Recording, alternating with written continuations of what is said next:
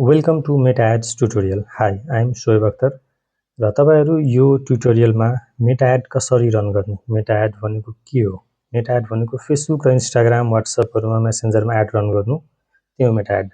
मेटाको platform basically त्यही मेटा add भनेको, मेटाको platform use गरेर एड रन गर्नु र त्यही प्लेटफर्महरुमा एड देखाउनु भनेको मेटा एड हो। सो मेटा एड रन कसरी गर्ने, मेटा एडमा के अप्सन हुन्छ, के फिचर हुन्छ, के गर्न सकिन्छ, यसमा लीड कसरी जेनेरेट गर्ने हैन, एंगेजमेन्ट क्याम्पेन कसरी रन गर्ने, त्यो कुराहरु सबै डिटेलमा सिक्नुहुन्छ।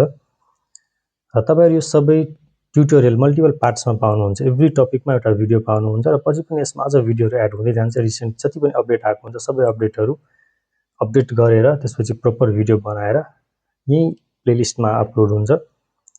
So let's start. हाम्रो मेटा एड ट्युटोरियलमा मेन भनेको दुईटा पार्ट हो। First strategic part. Strategic part भनेको स्ट्र्याटेजीको कुरा हुन्छ। यहाँ फनल कसरी बनाउने, अफर क्रिएसनहरुको कुरा भयो हैन, एड्स को डेटा कसरी हेर्ने, डेटा कसरी पढ्ने, डेटाले के भनिरहेछ त्यो कसरी बुझ्ने, त्यसपछि एड क्रिएटिभहरु, कपीहरु, टेस्टिङको कुराहरु भयो। यस्तै कुरा हुन्छ स्ट्र्याटेजिक पार्टमा। अर्को पार्ट हुन्छ टुल्स वाला पार्ट। टुल्स भनेको मेटा एड म्यानेजर कसरी युज गर्ने, स्ट्र्याटेजी बाहेकको पार्टहरु टुल्स वाला पार्ट। सो हाम्रो यो ट्युटोरियल कम्प्लिटली फोकस्ड हुन्छ टुल्समा, बिकज फर्स्टमा टुल्स सिक्नु पर्यो, त्यसपछि मात्र स्ट्र्याटेजिक पार्टमा जान मिल्छ। सो फर्स्टमा टुल्स सिक्नु पर्यो। टुल्स सिक्नु भन्दा अगाडि तपाईसँग दुईटा रिक्वायरमेन्ट हो हाम्रो, दुई तीनवटा कुरा हुनु पर्यो। फर्स्ट भनेको फेसबुक बिजनेस पेज हुनु पर्यो। प्रोफाइलमा एड रन गर्न मिल्दैन, फेसबुक बिजनेस पेज हुनु पर्यो। त्यसपछि इन्स्टाग्राम अकाउन्ट, इफ इन्स्टाग्राममा पनि एड रन गर्नु छ भने इन्स्टाग्राम अकाउन्ट चाहिन्छ। And then Meta ad manager of course यो चाहिन्छ। यही प्लेटफर्ममा गएर हामी एड रन गर्ने हो। यो प्लेटफर्म हामी वेबमै लगइन गर्नु पर्यो। सो तपाईसँग फेसबुक पेज इफ छैन भने प्रोफाइल थ्रु पेज क्रिएट गर्नु, पेज क्रिएट गरेर मात्रै एड रन गर्न मिल्छ।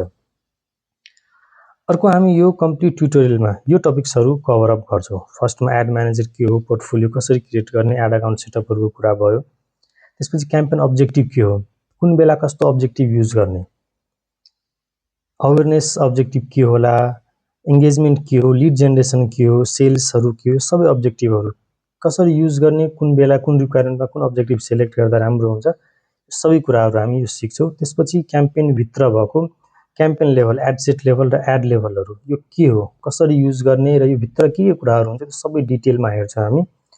त्यसपछि म यहाँ तपाईहरुलाई कम्प्लिट क्याम्पेन सेटअप गरेर देखाउँछु, एभ्रीथिङ सेटअप गरेर देखाउँछु। तपाईहरु त्यो क्याम्पेन सेटअप गरेर